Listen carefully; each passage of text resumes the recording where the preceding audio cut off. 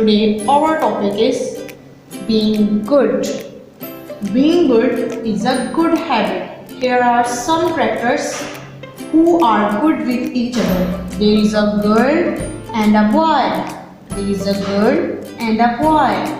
The boy is giving a color pencil to the girl.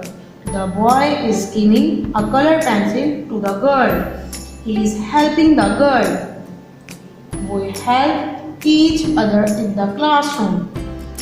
हम कमरा जमात में एक दूसरे की मदद करते हैं. We help each other in the classroom. Now here the girl is giving an apple to boy. The girl is giving an apple to boy. She is sharing her eatables with the boy. We share lunch during the break. हम break के दौरान खाना बांटते हैं. We share lunch during the break. Look, what are they doing? They are throwing rubbish and cleaning their place.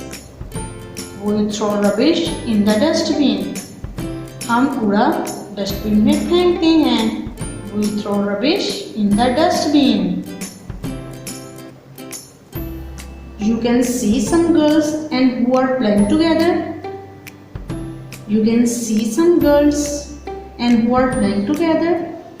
We play together in the playground.